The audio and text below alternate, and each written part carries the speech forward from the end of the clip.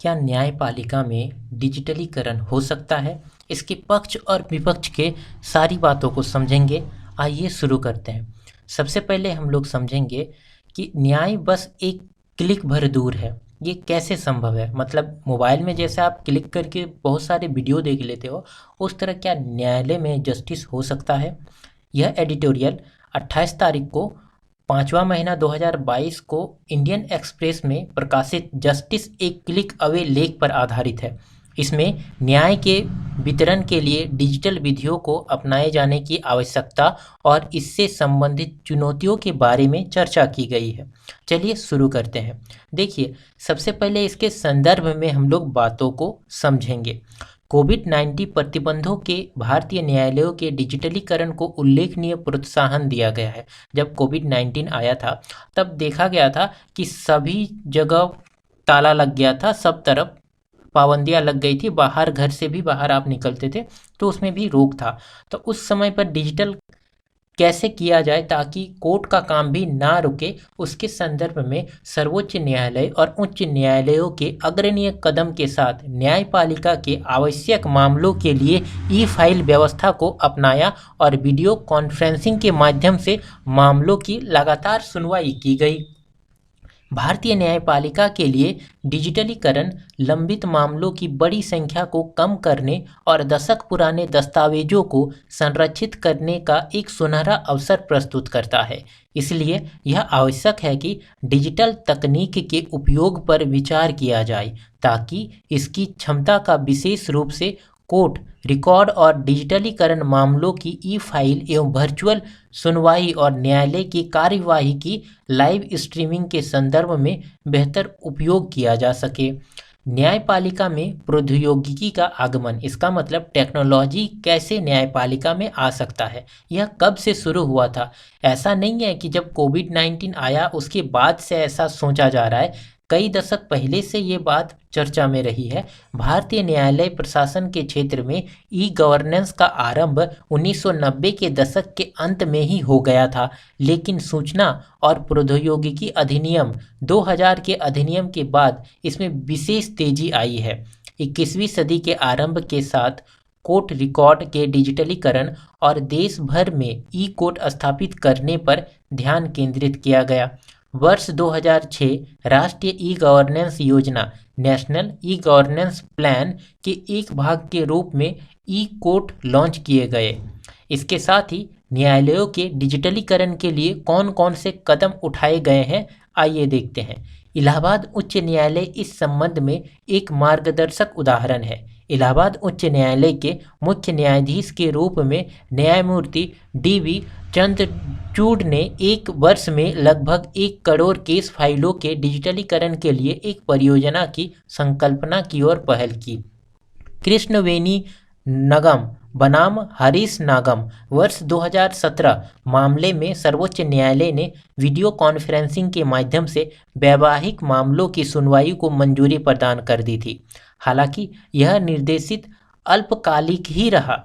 वर्ष 2018 में सर्वोच्च न्यायालय ने सर्पिल त्रिपाठी बनाम भारत के सर्वोच्च न्यायालय वर्ष 2018 मामले के निर्णय के आधार पर संवैधानिक और राष्ट्रीय महत्व के मामलों की लाइव स्ट्रीमिंग की अनुमति प्रदान कर दी।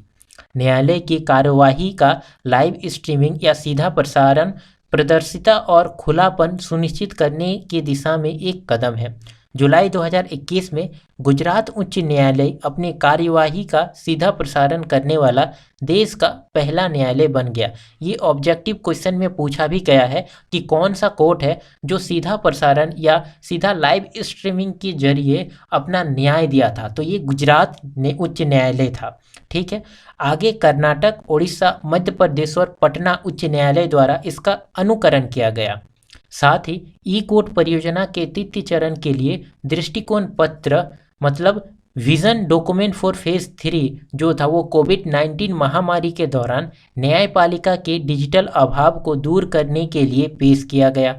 यह न्यायिक प्रणाली के लिए एक ऐसी अवसंरचना की परियोजना करता है जो मूल रूप से डिजिटल हो और भारत की न्यायिक समय रेखा और सोच पर हमारी या महामारी के प्रभावों को परिलक्षित करता हो। यहाँ पे महामारी है, ठीक है, महामारी के प्रभावों को परीक्षित करता है या परिलक्षित करता है, इस बात पर आप ध्यान दीजिएगा। हाल ही में विधि मंत्री ने कहा कि ई कोर्ट परियोजना के दूसरे चरण को लागू करने के लिए मशीन लर्निंग ML और आर्टिफिशियल इंटेलिजेंस AI की नई अत्याधुनिक तकनीकों को अपनाने की आवश्यकता है ताकि न्याय विवरण प्रणाली की दक्षता को बढ़ाया जा सके। न्यायिक क्षेत्र में आर्टिफिशियल इंटेलिजेंसी का उपयोग का पता लगाने के लिए भारत के सर्वोच्च न्यायालय ने एक आर्टिफिशियल इंटेलिजेंस समिति का गठन किया है। न्यायपालिका के डिजिटलीकरण की आवश्यकता क्यों है? भौतिक अभिलेखों को बनाए रखने में कठिनाई आती है। बड़ी संख्या में फाइलों को संग्रहित करने के लिए न केवल एक बड़े स्थान की आवश्यकता होती है, बल्कि दशकों पुराने दस्तावेजों को मैनुअल तरीके से संरक्षित करना भी पर्याप्त कठिन होता है। देखा गया है कि मामलों को केवल इसलिए स्थगित कर दिया जाता है क्योंकि वर्ष पहले दायर किए गए हलफनामों की रिकॉर्ड के साथ पुनर्बहाल नहीं किया गया था या उसका पता नहीं लगाया गया हो। साथ ही दोषियों को बरी होना। इसका एक अन्य उद्देश्य यह सुनिश्चित करना है कि ये फाइल इलेक्ट्रॉनिक रूप से जब भी आवश्यक हो उपलब्ध कराए जा सके। कोर्ट रिकॉर्ड के लापता या अनुपलब्ध होने के गंभीर परिणाम उत्पन्न हो सकते हैं। कई पुराने मामलों में आरोपित रिकॉर्ड गायब हो जाते हैं, जिससे फिर आरोपी बरी हो जाता है।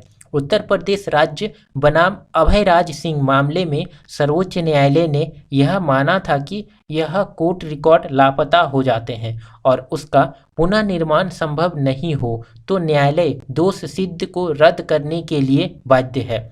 साथ ही मामलों में देरी भी होती है। निचली अदालतों से अपीलीय अदालतों में रिकॉर्ड मांगने के और रिकॉर्ड जो था वो लगाने वाले समय मामलों में देरी के प्रमुख कारणों में या कारकों में एक ही है। साथ ही न्यायपालिका के डिजिटलीकरण में किन चुनौतियों का सामना करना पड़ रहा है? कनेक्टिविटी की समस्या। इंटरनेट कनेक्टिविटी और एक पर्याप्त सुविधा संपन्न स्थान की आवश्यकता जहां अधिवक्ता अपने मामलों को आगे बढ़ा सके। कुछ प्रमुख समस्याएं हैं जिन पर ध्यान देने की आवश्यकता है। अर्ध शहरी और ग्रामीण जिलों में वकीलों को ऑनलाइन सुनवाई की व्यवस्था चुनौतीपूर्ण लगती है क्योंकि एक तो कनेक्टिविटी संबंधी समस्या पाई जाती है, दूसरा वे इस कार्य व्यवस्था से अभी सहज नहीं है। साथ ही डिजिटल साक्षरता। कई न्यायाधीश, न्यायालय के कर्मचारी और वकील डिजिटल प्रौद्योगिकी और इससे लाभों से अच्छी तरह से वाकिफ नहीं है। गोपनीयता संबंधित चिंताएं। बढ़ते डिजिटल, विशेष रूप से कोर्ट रिकॉर्ड के डिजिटलीकरण के साथ आने वाले वर्षों में न्यायिक और सार्वजनिक विचार विमर्श में गोपनीयता संबंधित चिंताएं एक प्रमुख विषय बन सकती है। साथ ही हैकिंग और साइबर सुरक्षा। प्रौद्योगिकी के चरम पर साइबर सुरक्षा भी एक बड़ी चिंता होगी। सरकार ने इस समस्या के समाधान के लिए उपचारात्मक कदम उठाए हैं और साइबर सुरक्षा रणनीति तैयार कर रही है। हालांकि इसका व्यावहारिक और वास्तविक कार्यान्वयन एक चुनौती बना हुआ है। अन्य चुनौतियां कौन कौन सी हो सकती है, आइए समझते हैं। सबसे पहला है, पिछले एक दशक में न्यायालयों का डिजिटलीकरण एक रूप से अलग अलग विधियों पर केंद्रित रहा है, जहां न्यायालय की वेबसाइटों को मामला विशेष तक पहुंच की अनुमति देने के लिए डिज़ाइन किए गए हैं। न्यायपालिका के प्रणाली स्तरीय परीक्षण के लिए कोई तंत्र उपलब्ध नहीं है। पर्याप्त योजना और सुरक्षा उपायों के साथ तैनात प्रौद्योगिकी साधन गेम चेंजर साबित हो सकते हैं। हालांकि प्रौद्योगिकी स्वतः मूलतः तटस्थ नहीं होती, अर्थात यह पूर्वग्रह से संरचित नहीं है ताकि असंतुलन पर नियंत्रित होना चाहिए। अब न्यायपालिका के डिजिटलीकरण को बढ़ावा देने के लिए कौन से कदम उठाए जा सकते हैं? न्यायाधीशों और अधिवक्ताओं की भूमि। डिजिटलीकरण प्रक्रिया को सफल बनाने के लिए राजनीतिक इच्छा शक्ति और न्यायाधीशों एवं अधिवक्ताओं का समर्थन आवश्यक है। समय की मांग है कि उन्हें संबंधित प्रौद्योगिकी से अवगत कराया जाए और पर्याप्त प्रशिक्षण प्रदान किया जाए। ई कोर्ट ढांचे और व्यावहारिक या कार्यवाहियों से न्यायाधीशों को अवगत कराने हेतु प्रशिक्षण सत्र का आयोजन किए जाने से ई कोर्ट के सफल संचालन को बड़ा प्रोत्साहन मिल सकता है। कुछ मामलों में ही वर्चुअल सुनवाई पॉसिबल है। जैसे यह समझना भी आवश्यक है कि वर्चुअल सुनवाई सभी मामलों के लिए समान रूप से भौतिक अदालती सुनवाई का विकल्प नहीं हो सकती। हालांकि न्यायालय प्रशासन द्वारा चिन्हित किए गए मामलों की कुछ श्रेणियों में वर्चुअल सुनवाई को अनिवार्य बनाया जा सकता है। न्यायपालिका के डिजिटलीकरण को बढ़ावा देने के लिए कौन कौन से कदम उठाए जा सकते हैं? प्रौद्योगिकी उपयोग का विनियमन। प्रौद्योगिकी के विकास और विस्तार के साथ डेटा संरक्षण, गोपनीयता, मानव अधिकार और नैतिक के बारे में उत्पन्न चिंताएं नई चुनौतियां पेश कराई और इसलिए इन प्रौद्योगिकी के डेवलप और द्वारा विस्तृत स्वनियमन की आवश्यकता होगी। इसके लिए विधायिका द्वारा विधि नियमों और विनियमों के माध्यम से और न्यायपालिका द्वारा न्यायिक समीक्षा और संवैधानिक मामलों के परीक्षण माध्यम से बाह्य विनियम की आवश्यकता होगी। प्रशिक्षण। सरकार को समस्त ई डेटा रख रखाव के लिए कार्मिकों को और जो काम करने वाले वहाँ पे कारगर होंगे या काम करने वाले लोग होंगे, प्रशिक्षण पर समर्पित प्रयास करने की भी आवश्यकता है। इसमें ई फाइल विवरण, प्रविष्टों, अधिसूचना, सेवा, समय, वारंट, जमानत, आदेश आदि की पत्तियां, ई फाइलिंग आदि के उचित रिकॉर्ड बनाए रखने में भी शामिल है।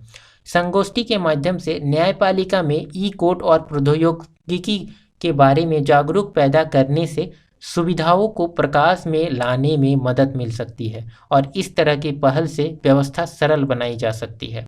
साथ ही इसके लिए आपको एक अभ्यास प्रश्न दिया जा रहा है, आप इस पर गौर कीजिएगा और 250 वर्ड में लिखने की कोशिश कीजिएगा। न्यायपालिका के डिजिटलीकरण के संदर्भ में भारत के समक्ष विद्यमान प्रमुख चुनौतियों की चर्चा कीजिए और उन उपायों को सुझाव दीजिए जो इन चुनौतियों से पार पाने के लिए किए जा सकते हैं। चलिए आज के लिए इतना ही, मिलते हैं कल, तब तक के लिए बाय बाय। चैनल को सब्सक्राइब नहीं किए हो तो सब्सक्राइब जरूर कर लीजिएगा।